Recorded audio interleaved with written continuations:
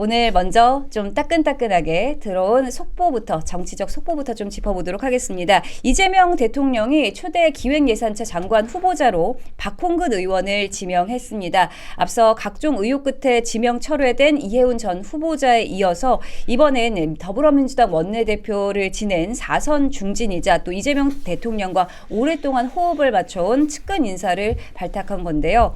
자세히 좀 이력을 살펴보자면요. 박홍근 후보자는 지난 2022년 대선 당시에 이재명 대통령의 선대위 비서실장을 맡았고요. 또 이재명 대통령이 민주당 대표이던 시절 함께 민주당 원내대표를 맡은 핵심 측근으로 꼽히는 인물입니다. 이런 이재명 대통령의 최측근을 이번에 기획예산처 장관 후보자로 지명을 한 건데요. 이 소식 좀 어떻게 보셨습니까? 뜻밖이었어요. 솔직히 뜻밖이었고, 왜냐하면 이 박홍근 후보자의 이력을 보면요, 어떤 기획예산처 장관에 걸맞는 이력이 있는가 하는 좀 의문이 들어요. 대학에서도 국어문학을 전공을 했고 어떤 정당 생활을 하다 쭉 정치권에 있다가 국회에 들어온 케이스예요. 학생운동을 했고, 그리고 국회에 들어와서도 어떤 뭐 문체위, 뭐 과방위 이쪽에서 주로 활동을 했었어요. 뭐 이런 기획예산과 관련이 있는 이력이 있다면 뭐 예결위원장을 했다 정도거든요. 지금도 재경위에 있지만 과거에 그렇게 재경위에서 오래 활동을 하면서 이쪽에 전문성이 있다라고 보여지긴 좀 어려워요. 그래서 결국 찾다가 어떤 고육책으로 선택을 한 것으로 보이는데, 이 이재명 대통령이요, 해수부 장관에 임명한 분까지 같이 이렇게 놓고 보면 이 선거를 앞두고 청문회 전국에서 논란을 만들지 않겠다라는 좀 의지가 엿보입니다. 현역 불패란 말이 있단 말이에요. 현역 의원 같은 경우에는 어떤 이런 청문회에서 크게 논란이 많이 되지도 않을 뿐더러 낙마하는 경우가 거의 없습니다. 특히나 박홍근 의원 같은 경우에는 민주당 원내대표까지 지냈기 때문에 민주당 내에서는 나름의 입지가 좀 있습니다. 그리고 해수부 장관 후보자로 지명된 황정우 후보자 같은 경우에도 이 관료 출신이에요. 뭐 정통 관료 출신이기 때문에 어떤 고위 공무원 고공단까지 올라갔기 때문에 어떤 본인의 어떤 흠결이 있거나 도덕성이 문제나 전문성 이런 게 논란이 되기가 굉장히 좀 어려운 부분이 있어요. 그러니까 이재명 대통령이 이 지방선거 앞두고 청문회 때문에 논란을 만들고 본질을 흐리는 그런 것은 하지 않겠다, 그런 인사를 하지 않겠다는 좀 의지로 보이는데, 뭐 야당이 잘해야죠. 이럴 때 야당이 도덕성 검증을 조금 더 열심히 좀 하고 전문성 문제, 또 기획예산처 장관으로서 걸맞는지 전문성을 조금 면밀히 따져봐야 할 부분이 있다고 보여집니다.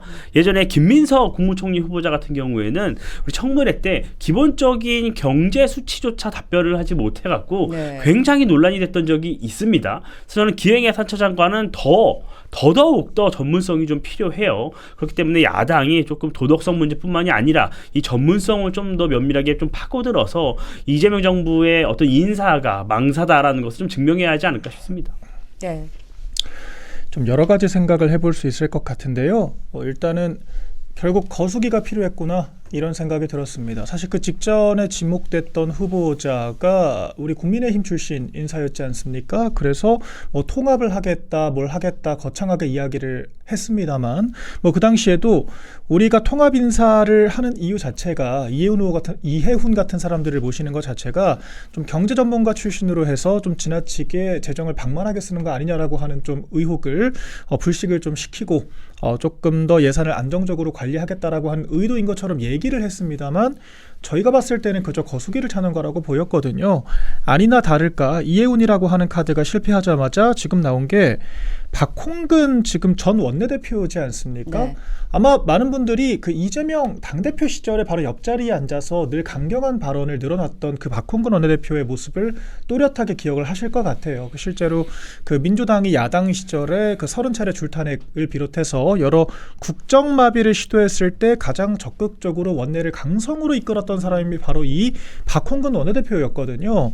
이 사람이 딱히 다선 의원도 아닙니다. 그때도 아마 재선 의원으로 원내대표가 됐거나 그랬을 거예요. 그래서 그때도 이 이재명이라고 하는 사람이 지목만 하면 사실상 원내대표도 좌지우지할 수가 있구나라고 하는 평가들을 받았었고, 결과적으로 당대표가 원내까지 모두 총괄하는 지금 구도로 가는 게 아니냐라고 하는 지적이 있었거든요. 그렇기 때문에 박홍근이라고 하는 사람 그 자체보다도 이재명이라고 하는 사람의 사실상 거수기 역할, 대리인 역할을 해왔다라고 있다라고 하는 평가가 가장 중요할 것이라고 생각이 되고요. 그렇다라 그러면 기획예산처가 과연 좀 자율적으로 능동적으로 돌아갈 수 있을 것인가? 그렇지가 않다라고 하는 거죠. 결과적으로 굳이 예산처를 쪼개서 만든 이유가 정부가 방만하게 재정을 운영할 때 그 과거의 기획재정부가 견제를 했던 그런 아예 기능들을 상실시켜버리고 마음대로 이 국가 예산을 주무르려고 하는 그런 속내를 노골적으로 드러낸 게 아닌가 생각이 들고요. 상당히 좀 걱정이 되는 바입니다. 네, 두 분 다 좀 걱정을 해주셨는데 또 박홍근 의원 과거 기억하시는 분들도 계시겠지만 박원순 전 서울시장 옹호 발언으로 2차 가해 논란도 있지 않았습니까? 어떻게 보셨어요? 그렇죠. 이분이 그러니까 이 정치를 현재 사선인데 이 정치를 하면서 특별히 우리 국민들께서 기억하시는 모습이 별로 없을 거예요. 어떤 특정한 이슈를 만들거나 어떤 법안을 좀 좋은 법안을 만들어서 통과를 시켰다거나 이렇게 기억하시는 게 별로 없을 거예요. 그래서 기억하시는 건 말씀 주신 대로 박원순 전 시장의 어떤 2차 가해 논란 이런 것들이에요. 그래서 이번에도 서울시장 경선에 뛰어들었어요. 좀 이상한 게 오늘 민주당 공천관리위원회가 어떤 민주당 서울시장 후보들 경선을 실시하겠다고 했는데 거기에 또 박홍근 의원이 포함이 되어 있더라고요. 그래서 이 문제에 대해서는 박홍근 후보자 본인도 발탁이 굉장히 난망할 것으로 봤기 때문에 어떤 정책 입지를 위해 서울시장 선거에 뛰어들었는데 이 다선을 하고 원내대표를 한 사람으로서는 굉장히 지지율이 낮았어요. 중앙 무대에서는 전혀 알 수 없었던 정원호 구청장한테도 한참 밀리고 있었단 말이에요. 그렇기 때문에 서울시장 어떤 경선에서는 별로 의미가 없었죠. 그뿐만이 아니라 예전에 이재명 당시 당대표 체포동의안이 청구가 된 적이 있잖아요. 2023년에. 두 번이 체포동의안이 청구가 됐습니다. 1차에는 부결이 됐고 2차에 가결이 됐어요. 1차 부결이 될 때 원내대표였어요. 그때 이재명 대통령 방탄을 열심히 했었죠. 그때 뚫리지 않았었는데 2차 이제 체포동의안 때 그때는 박광원 원내대표였거든요. 그때 뚫렸어요. 그래서 박광원 원내대표는 그 이재명 대표의 체포동의안이 가결이 되면서 원내지도부가 총사퇴했습니다. 그러니까 이재명 대통령 입장에선 나의 체포동의안을 적극적으로 막아줬던 원내 사령탑으로 기억을 할 거예요. 그렇기 때문에 이 사람을 중용할 수 한다면 나를 위해 더 충성을 하겠구나라는 믿음이 있었던 것이죠. 기획예산처 우리가 다 아시겠지만 이미 이재명 정부 들어서 여러 가지 정부 조직 개편을 할 때 이 기획예산처의 예산 편성 기능 자체를 대통령실에 넣겠다, 청와대로 가져가겠다고 해서 논란이 된 바가 있습니다. 그래서 안 되니까 또 총리실 산하에 넣겠다, 여러 가지로 이제 이재명 정부는 예산을 마음대로 주무르고 확장 재정을 마음대로 하기 위해서 어떤 여러 가지 기구 조직 이런 정부 조직까지 막 건드렸단 말이에요. 그래서 이 박홍근 의원이 기획예산처 장관으로 갔다. 결국에는 본인들이 원하는 충성스러운 충성파 한 명을 내각에 기용을 하고 이 사람의 향후 정치적 입지까지 열어주는 그런 선택을 한 것이다. 이렇게밖에 볼 수가 없겠죠. 네, 충성파다 이렇게 말씀해 주셨고 또 논란이 됐던 게 차별금지법 그리고 타다금지법을 주도한 이력도 있다고 해요. 네, 이분이 사실 그 독실한 기독교 신자로 알려져 있습니다. 그렇기 때문에 이른바 이 진보 진영에서는 사실상 차별금지법을 도입해야 한다라고 하는 의견들이 있었죠. 지금 많이 좀 사그라들긴 했습니다만 그 당시에 사실 좀 당내에서는 예외적으로 좀 반대 목소리를 대놓고 냈던 입장이라서 아마 그때 그 논란이었다라고 평가를 하는 것 같습니다. 네. 근데 이제 이런 저는 법안에 대해서 찬성 반대 다 할 수 있다라고 생각을 하는데요. 근데 이 국회의원이라고 하는 사람이 어떤 정책적인 근거가 아니라 종교적인 이유에 의해서 좀 진영과 반대되는 목소리를 냈다라고 하는 것이 당시에 좀 지탄을 받았던 것 같고 적절한 선택은 아니었죠. 저는 더 큰 문제라고 보는 것이 이 타다금지법이 훨씬 더 큰 문제였다라고 생각을 합니다. 네. 결과적으로 혁신 기업이 성장할 수 있는 그런 발판 자체를 지워버렸던 정말 우리나라에 있어서는 안 될 저는 법안 추진이었다라고 생각을 하거든요. 근데 그렇게 해서 타다금지법은 만들었습니다만 결과적으로 카카오 택시가 엄청난 지금 플랫폼을 형성을 하게 되면서 사실상 택시 기사들이 종속되는 똑같은 결과를 낳고 있거든요. 결과적으로 특정 기업에게 이권 몰아주기 한 셈밖에 안 되는 거 아니냐라고 하는 지적이 그래서 나왔던 겁니다. 겁니다. 그렇기 때문에 지금 일관되게 우리가 볼 수 있었던 것은 이 사람이 법에 대해서 판단하는 기준 자체가 뭐 종교적인 이유 아니면 뭐 이익 집단에 대한 어떤 그런 휩쓸리는 것들 때문에 선택을 해왔다라고 하는 것이기 때문에 어떤 양심과 소신, 신념을 가지고 과연 정책 집행을 할 수 있는 사람인가?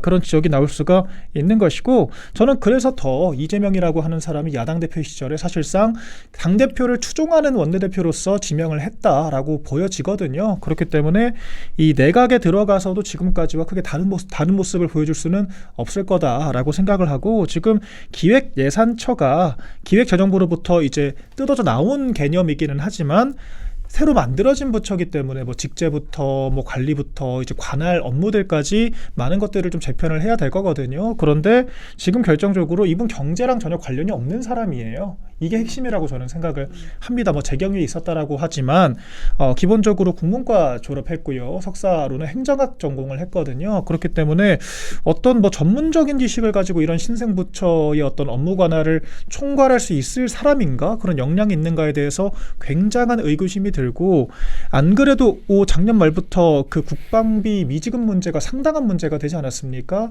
이미 현 정부가 예산 운용에 있어서 약점을 노출시킨 상황에서 이렇게 좀 직무 연관성 자체도 떨어지는 사람이 이렇게 좀 정책을 좀 뭐라 그럴까요? 자의적으로 추진을 해왔던 사람이 부처의 수장이 되는 것이 과연 바람직한가? 많은 국민들께서 의구심을 가지실 것 같고요. 저희가 인사청문회를 통해서 엄밀하게 검증을 거쳐야 될 것 같습니다. 네, 두 분 모두 도덕성도 그렇고 전문성도 그렇고 굉장히 우려가 된다 이렇게 말씀해 주셨습니다. 그리고 하나 또 짚어볼 것이 아까 전에 이민찬 부위원장님께서 또 말씀해 주셨지만 현역 불패라고 말씀해 주셨지만 박 후보자가 지금 현직 국회의원입니다. 국회의원과 내각을 겸하는 인사, 이게 또 이번에 반복이 되고 있는 건데요. 이렇게 정권의 입맛에 따라서 입법부의 인사가 행정부 요직으로 이렇게 이동하는 구조, 이게 삼권 분립의 상호 견제를 무력화시키고 또 제왕적 대통령제를 강화시킨다, 이런 비판의 목소리가 나오고 있는데 이 문제 어떻게 보세요? 그러니까 이 예전에요, 이제 조금 여당이 소수이거나 어떤 여소야대 상황이거나 어떤 국회 의석이 비등하거나 그랬을 때는요, 현역 의원을 기용하는 경우가 많았어요.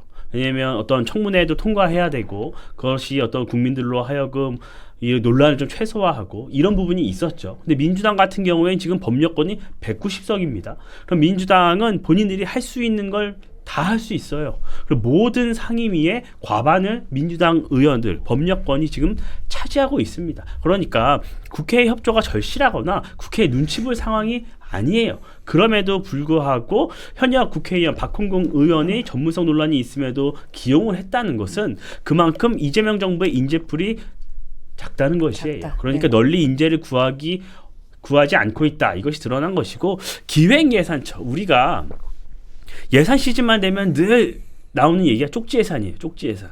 그러니까 박홍근 의원이 원내대표를 지내서 원내 관계가 좀 좋기 때문에 많은 190석 법력권의 얘기를 잘 듣고 그 의원들 원하는 예산 잘 편성해줘라. 전 이렇게밖에 좀 들리지가 않아요. 각 지역에 가면요, 여러 가지 굳이 예산에 담지 않아야 하는 여러 가지 예산들이 어떤 정권 실세라는 이유로 편성되는 경우가 굉장히 많이 있습니다. 그런 것들을 알아서 잘 챙겨줘야 수밖에 없는 인사가 되는 것이죠. 박홍근 의원 지금 사선만 하고 국회의원 그만할 거 아니잖아요. 또 할 것이란 말이에요. 지역구도 아주 좋습니다. 서울 중랑 내리 사선을 한 것이에요. 그러면 박홍근 의원이 법력권에 있는 많은 의원들의 여러 민원성 예산 얼마나 잘 챙겨주겠습니까? 또 그런 것들을 어떤 조율을 좀 해서 잘 정리 좀 해달라, 이런 요구사항이 잘 관철될 수 있도록 그런 인사를 한 게 아닌가, 저는 그런 생각이 많이 들더라고요. 네, 사실 이번 인사로 이제 이재명 대통령의 최측근이 곧바로 예산 권력까지 갖게 되는 거 아니겠습니까? 네, 그러니까 상당히 문제라고 볼 수 있는 상황이, 아까 우리 앵커께서 짚어주셨던 것처럼 이 국회의원이 내각의 이 어떤 장관 자리를 겸임할 수 있는 것은 우리나라 대통령제 고유한 특성이거든요. 이 미국처럼 정통적으로 삼권 분립 그 자체를 중시하는 국가들은 의회에 있는 구성원들이 내각을 겸할 수가 없습니다. 근데 지금 어떤 그림이 되고 있냐면, 명청 갈등이 심각한 상황이잖아요. 근데 그럴 때 대통령이 국회의원들을 컨트롤할 수 있는 가장 강력한 카드가 인사권이 될 수가 있다는 겁니다. 그러니까 국회의원들이 종속될 수밖에 없는 관계. 특히나 국회의원하고 국무위원을 겸하면서 매주 한 번씩 대통령과 함께 회의를 주재를 하면서 회의를 참석을 하면서 대통령의 지시를 받는 입장에 가게 된다라고 했을 때 입법부의 구성원으로서 행정부를 견제하는 역할을 수행할 수 있겠습니까? 입법부이자 행정부에 동시에 속하게 되는 상황이 되는 거거든요. 그렇기 때문에 국회가 행정부에 포섭되는 문제가 당연히 발생할 수밖에 없는 것이고, 재경위에 있는 국회의원이면 원래는 기재부를 견제를 해야 되는 입장인데 재경위에 있었던 국회의원이 기재부의 수장이 된다라고 하면은요, 그 여당 야당 의원들도 같은 국회의원 동지, 그 같은 국회에서 재경위를 함께 운용을 했던 입장에서 오로지 객관적이고 중립적인 입장을 낼 수 있겠습니까? 그게 어렵다라고 하는 것이죠. 그렇기 때문에 권력을 상당히 방만하게 쓸 수밖에 없게 되는 구조적인 결함을 갖게 된다라고 하는 것이고, 우리나라가 대통령제를 오로지 운용한다라고 했을 때는, 권력 구조를 제대로 만든다라고 했을 때는 좀 이와 같은 이제 과거 내각제 흔적들은 지우는 것이 맞다라고 보여지죠. 기능적으로도 그렇고요. 그래서 박홍근 이 의원의 개인적인 자질을 차치하더라도 이러한 구조적인 결함들도 분명히 눈여겨볼 만하다라고 저는 생각을 합니다. 네, 그리고 아까 전에도 짚어졌지만 이제 박홍근 의원이 서울시장에 출마한다고 출사표를 던지지 않았습니까? 그랬었죠. 이거는 또 어떻게 되나요? 그러니까 결과적으로 다들 간보다가 안 될 것 같으니까 물러나는 그림으로 가는 거죠. 그러니까 이게 후보들 간에 좀 제대로 된 경쟁을 펼쳐서 이게 당에 좀 컨벤션을 만들 생각을 해야 되는데, 지금 사실상 정원호 구청장으로 교통정리가 되는 그림 아니겠습니까? 그것도 그냥 이재명이 꽂은 거예요, 사실상. 그러니까 정원호 그 사람 일 잘하더라고요. 이게 사실 그 선거 기간은 아니었다라고 하더라도 하마평에 오르는 인물에 대해서 대통령이 직접적으로 평가를 하면서 여론을 몰아줬단 말입니다. 그렇기 때문에 다른 후보들은 사실 소외감을 느낄 수밖에 없는 상황인 것이고요. 그래서 저는 이걸 좀 민주당 내에서도 좀 견제를 하고 적극적으로 싸울 줄 알았는데, 박주민 의원 정도를 제외하고는 그냥 아예 드롭하는 지금 느낌으로 가는 것 같거든요. 아니면 이제 이재명 입장에서는 정원호 구청장을 밀기 위해서 잠재적인 경쟁자들을 하나둘씩 좀 포섭하는 과정이라고도 볼 수 있을 것 같고요. 결과적으로 어떤 형태로건 이 후보들이 자율적으로 경쟁을 하는 것이 아니라 대통령의 의중에 따라서 이 후보군들이 정리가 되거나 이 아예 확정이 되는 듯한 그림으로 지금 가는 것이기 때문에 이런 것들도 좀 비판을 받아야겠죠. 그럼에도 불구하고 여전히 민주당의 여러 후보군들이 있습니다. 홍익표, 서영교 등등 여러 서영교 의원은 안 하겠다라고 했지만 박주민 의원 같은 사람들, 지금 여러 플레이어들이 있기 때문에 또 이제 민주당의 경선 과정도 지켜볼 만하다, 그렇게 평가를 합니다.